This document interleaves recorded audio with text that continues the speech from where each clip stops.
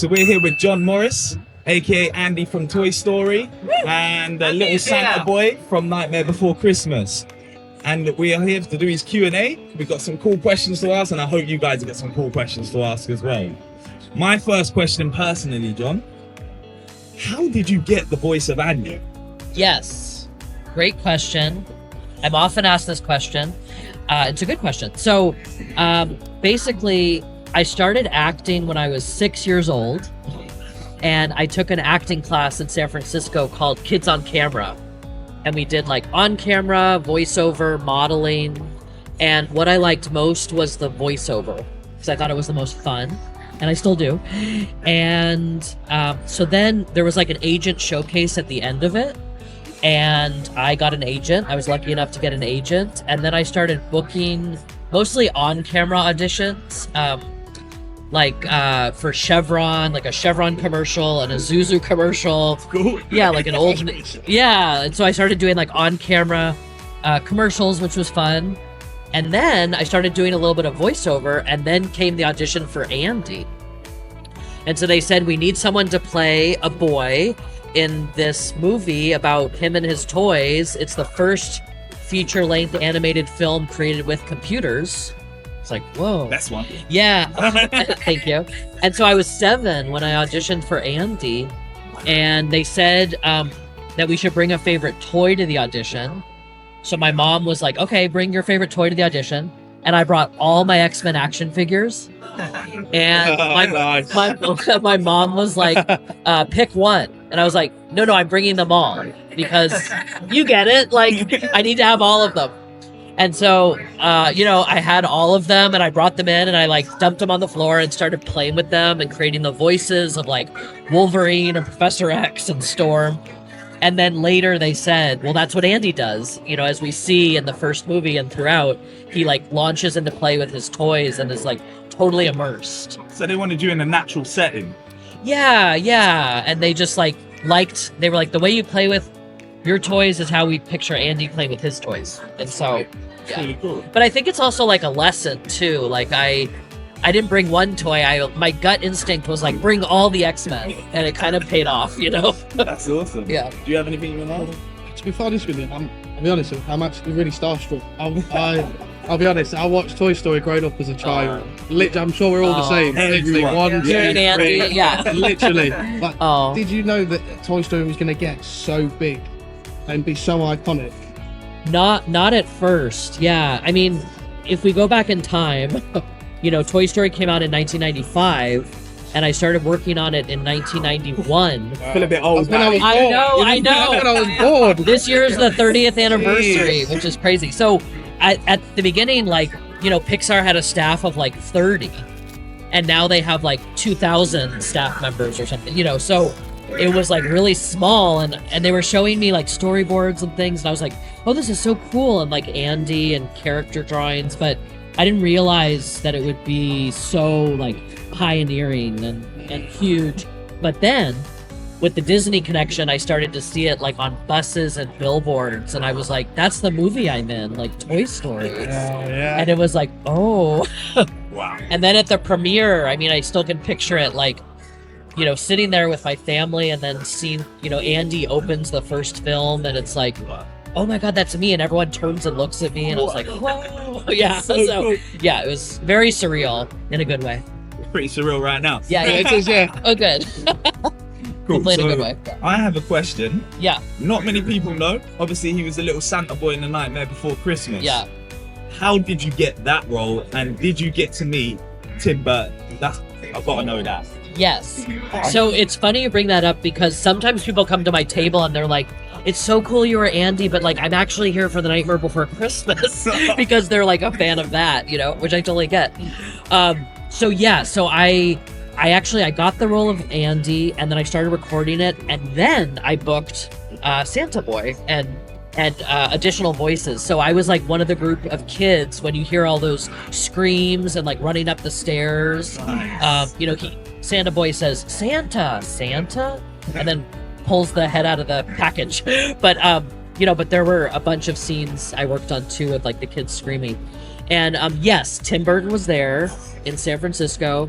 Of course, the director Henry Selick was there, and then the kids. And they showed us the coolest thing I remember, besides meeting Tim Burton, was the models. So like we saw the little models. Yeah, we saw like Halloween Town and like all the little models, and they're like, don't touch, but like you can look, and we're like looking at them. Don't touch. Yeah. Like I don't want to. Yeah.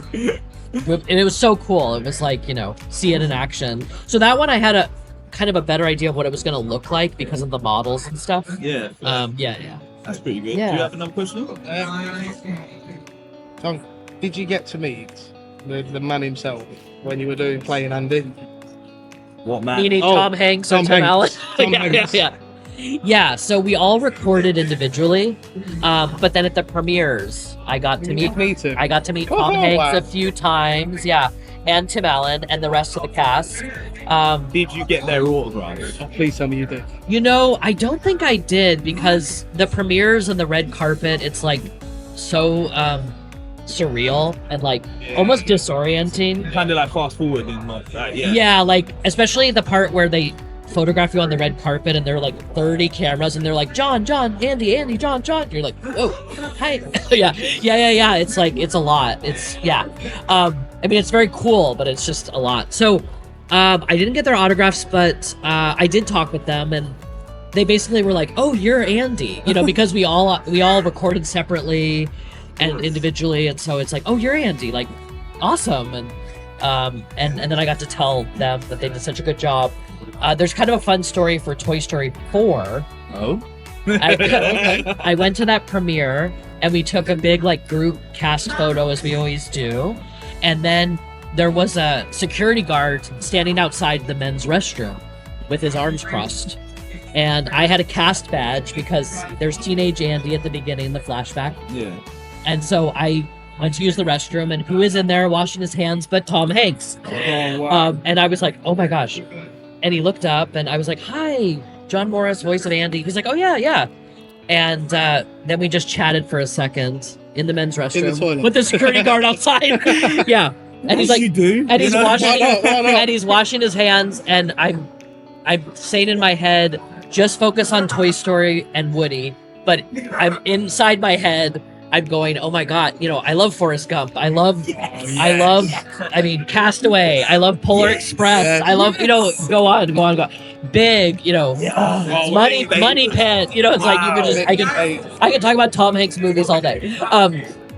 And so, so I was like, don't talk about all those because he gets that a lot. And so we talked, I just said, oh my gosh, I said, you had fun working on this one too? And of course, you're amazing as always in it. And he was like, yeah, this one was so good, and I love the ending, and so we had a moment. What is your favorite Tom Hanks movie? I know mine. Oh, Let's see if we're on the same level here.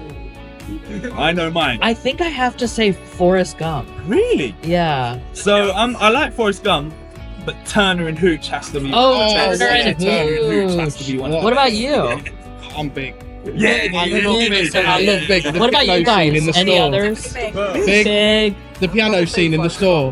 Which one? Forrest Forrest Gump. Yeah. Yeah. What about you? Burbs. Yeah. Oh, the Burbs. Oh, yeah. Any others Tom Hanks movies? Slash. Great. Yeah. I mean, you see how many he's done and how we all have different opinions and things. Yeah.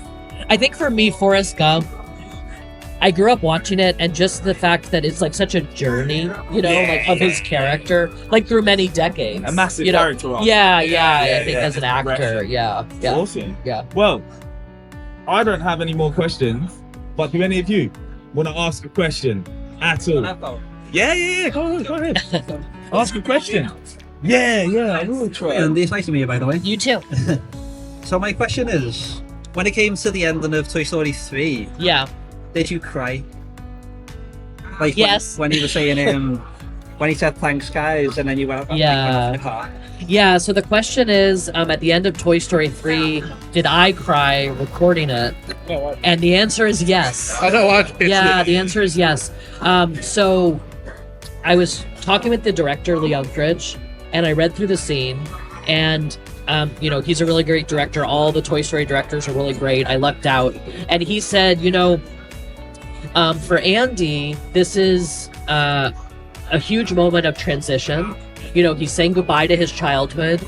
He's closing that chapter and he's starting another. And think about a time in your life when you know, closed one door and opened another, and really like when you said goodbye to someone and you didn't know if you were going to see them again. I feel like getting emotional talking about it. So You're making me joke. and, you know, in voice acting, obviously you're putting everything into your voice. So you need to feel it to be able to express it. And so I was totally feeling it.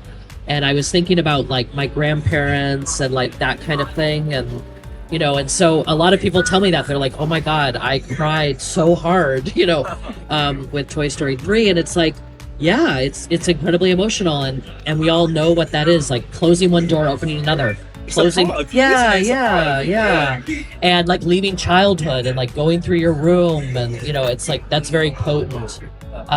So to me, it's like when I hear that people it affected them personally, that means a lot because I did, you know, my job, which was like to convey that emotion. So I'm glad that happened.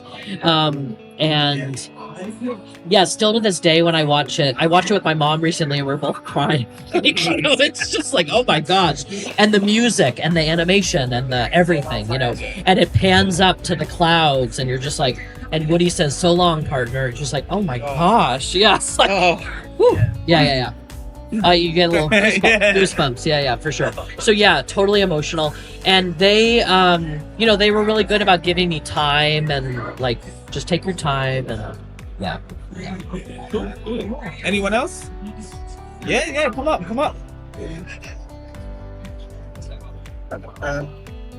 You talked about meetings with the cast at the premiere. Yeah. Did you have any interactions with Don Rickles and did he insult you? So, you know, I wish I had talked to everyone for, you know, a lengthy period of time, but I don't think I ever talked to them. I did have exchanges with Tom and Tim, and then Estelle Harris and I did an event together, and then John Ratzenberger and I have done a few events together.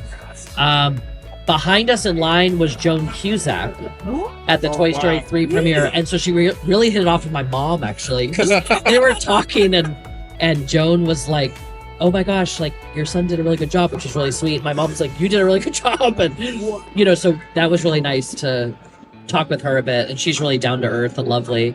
And then I've also done events with Jodie Benson, who is Barbie in Toy Story 2 and 3, and she's also very well known for being Ariel, the Little Mermaid. Yeah. Is like, you know, so we've done a few events together, and I talked with Annie Potts, but Young Sheldon's grandma. Yeah. And Bo Peep, yeah. She's actually coming to this country in a few Oh, months. nice. Yeah, Oh, nice, yeah. Yeah, but Manchester, but that's I right, haven't, I haven't talked to, I don't think I talked to Don Rickles, and I didn't really talk to everyone. I think Wallace Shawn, I talked to him briefly too. Yeah. It's really when we take the cast photo that we're all together for a second, and then, yeah. Another kind of cool story from Toy Story 4 is I got to talk with Keanu Reeves. Oh, wow. And I'm sure, like, everyone here likes The Matrix and other movies that he's done. My Own Private Idaho, Speed, Bill and Ted, the list goes on, So Point Break. John Wick, Point Break, Yeah. So I got to talk with him, and you know, he's so good as Duke Kaboom, and I just said like, oh, you did such a good job, and he's like, thank you, and like, you as Andy, and He's a really nice guy in real life. Isn't he? he's Yeah, kind of like yeah. he's kind of like Neo, like he's Yeah. very down to earth, but he kind of has that like mysterious energy, and so I see why he was cast as Neo. I'm super jealous. Hold on. Oh, I don't mean to make you jealous. It just was a cool, Right. We probably got enough for like one or two questions more. Does anyone else want to ask a question? I feel like you're itching over there. You look like you want to ask a question. Do you want to ask one? Oh, good, yeah. Do you want to ask one? Yeah. Come over.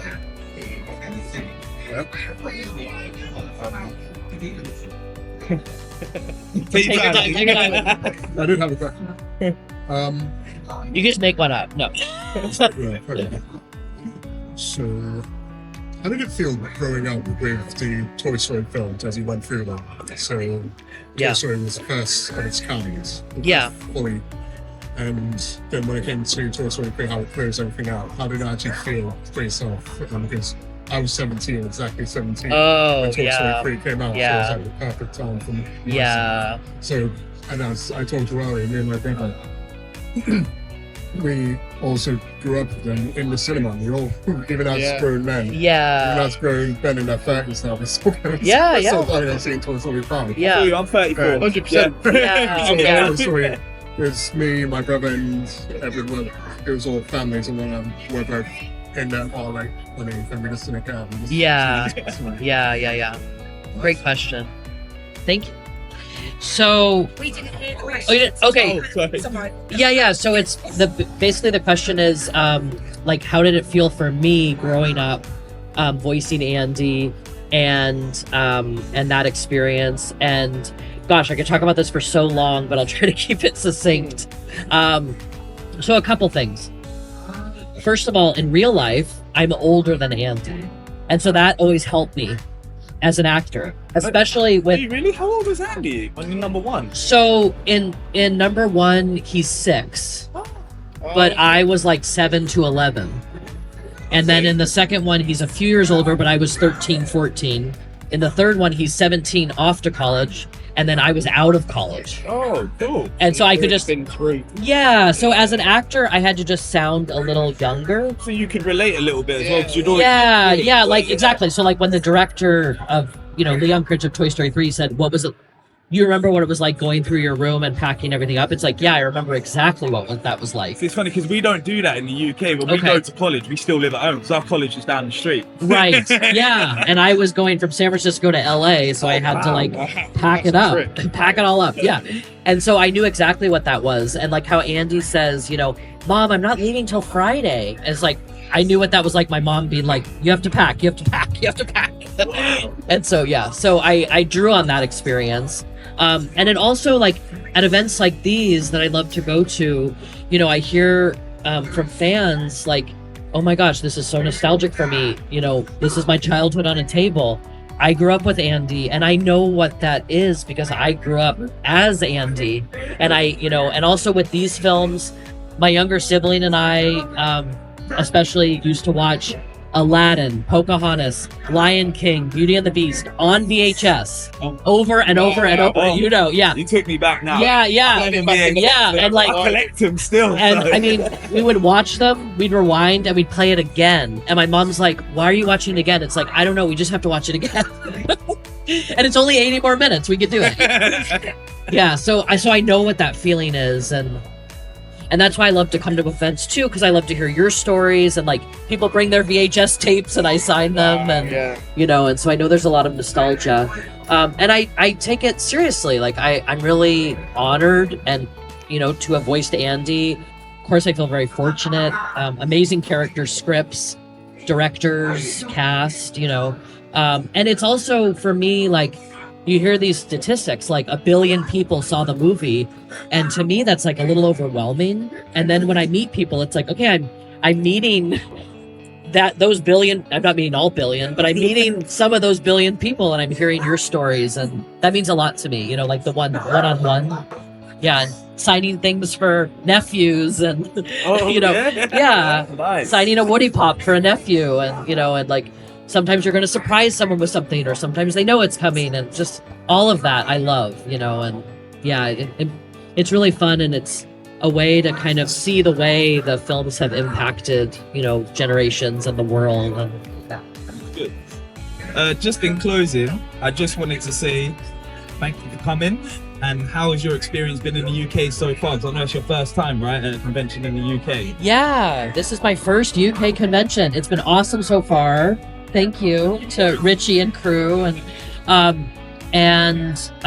my fun fact is my mom was actually born in London. Oh, okay. Yeah, so there you go. So I've been to London a few times, mainly with her, but it's been a long time, and I've never done an event here, so this is my first UK convention.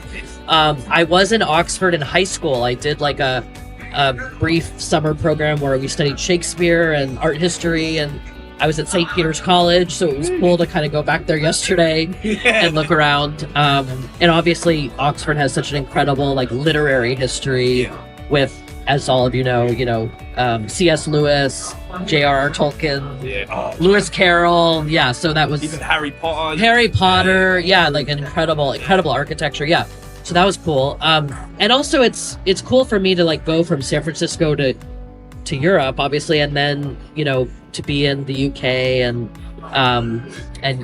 everyone speaks English, but it's also like I'm in Europe. It's very cool. Yeah. Brilliant. It's wonderful. Yeah. So thank you for coming also. Yeah. Well, thank you for your time, Andy. Yeah. I hope you all had a good time. We learned some things. Yeah. But yeah, so well, Yeah. I hope you have the good rest of the day. Thank you.